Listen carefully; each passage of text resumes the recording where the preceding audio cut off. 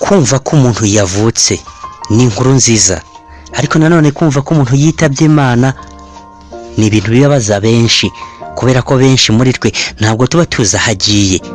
Uyu munsi tugiye kurebera hamwe amateka ya buravan cyangwa se burabyo Ivan, wamamaye cyane mu muziki nyarwanda. Uru ni Urugendo TV, ngendekera rwose iradukunda. Ikaze mu nkuru y'uyu munsi, inkuru ibabaje, inkuru yarijije benshi baba batuye mu Rwanda ndetse no hanze yarwo. Turira abagukikiye baseka, kiba ari igihe cyiza cyo gupfuseka. Abagukikiye bakarira bavuga ko babuze intwari. Ese bitangira bite kugira ngo umuntu avuke, akure, asaze, apfe?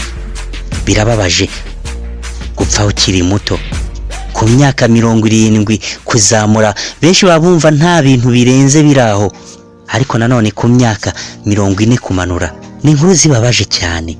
Umuhanzi burabyo buravan wamamaye ku izina rya Ivan Buravan cyangwa se Buravan, byatangajwe ko yitabye Imana mu ijoro rishyira tariki ya 17 Kanama 2022.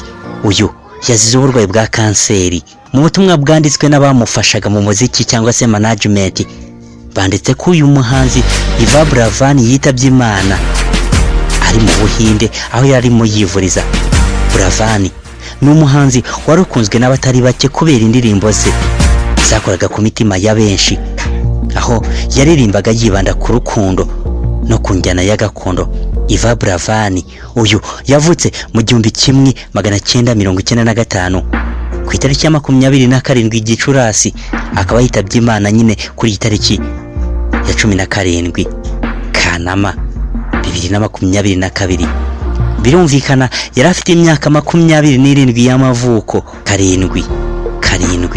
Karindwi nibavuga umubare 7 nshirabizi bazababara.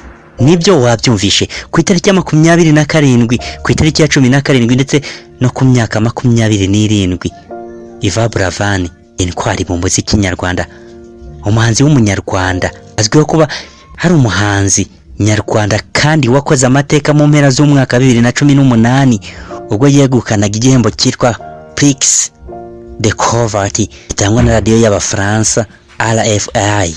Buravan umusore muto, twabura kuvuga ko agiye benshi koko tukimukeneye. Ese Buravan ni muntu ki?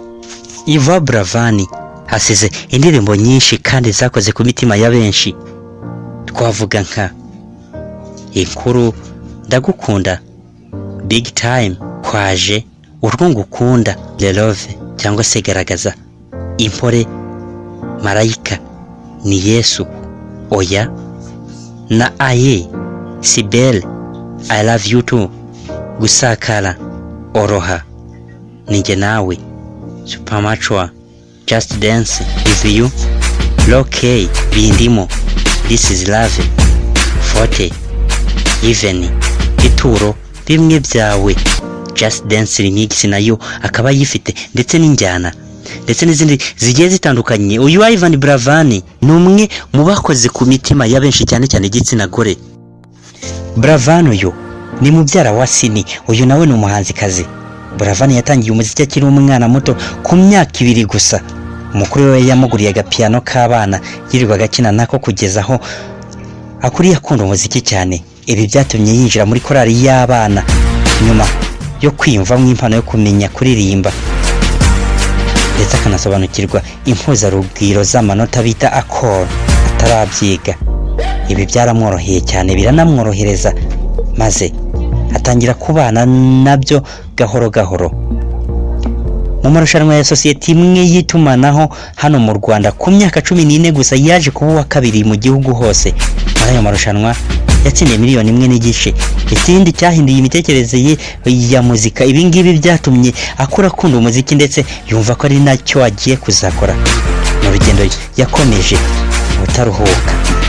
Abo mu rungano ku ishuri yizeho, cyane cyane muri Ami des Enfants cyangwa se La Colombie, yaciye aha nyine niho yize. Bamufashe nk'umuririmbyi kabuhariwe, abikora amanywa nijoro mu maboko meza y'umuryango akomokamo. Maze ku myaka 20 gusa uyu muhanzi yiyemeje bidasubirwaho ko umwuga we ubaye umuziki asaba inkoramutima ze kutazamujya kure. Mu ntangiriro za 2016 nibwo ibihangano bya buravan byatangiye gusakara muri rubanda cyangwa se mu banyarwanda, nabo baramukundira barabikunda. Icyo gihe nibwo uyu muhanzi yarakimara kubona umumanager mushya cyangwa se umujyanama mushya. Uyu muhanzi yatangiye kugaragara mu bitaramo bitandukanye kuko umuziki utakimwemerera gusinzira.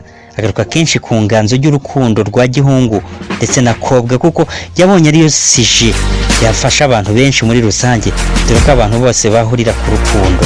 Buravan yari afite inzozi zo kuzaba mu bahanzi bavuga igihugu, akaba ari wumvikana imbere y'abandi kuko Diamond ndetse na Alikiba bameze. Uyu muhanzi yashyize hanze indirimbo ye bwa mbere mu 2015, indirimbo yise Majunda, akomeza n'izindi yakoranye n'Umutare Gabi kugeza aho yaje gukora indirimbo yise Marayika, ari nayo yatumye amenyekana cyane. Mu bahanzi yari amaze gukorana nabo harimo nyine Umutare Gabi, bakoranye indirimbo Injyana.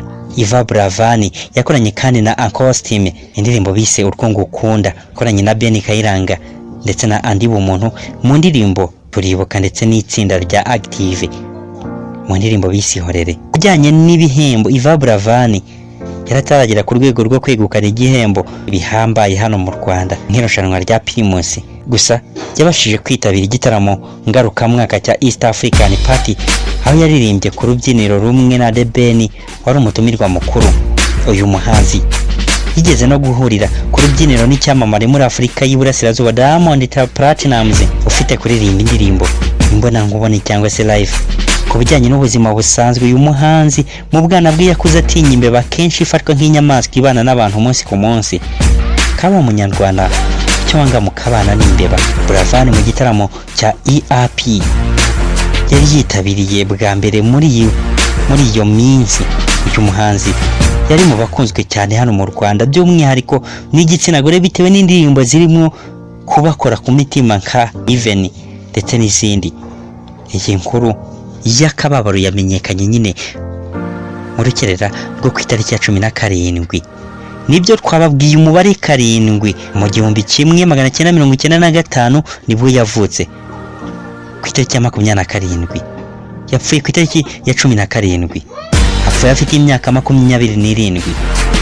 Reka tumwifurize iruhuko ridashira ndetse dukomeze nabo mu muryango we.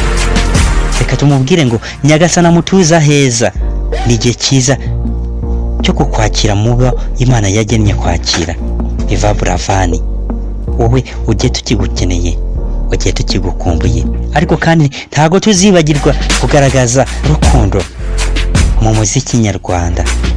Abafana, abakunzi ndetse n'inkoramutima mu muryango, reka tubabwire ngo mukomeze kwihangana. See you again. Aheza ni mu ijuru, natwe uzadusabire. Uru Nuriye TV, njye na Rikera rose iradukunda.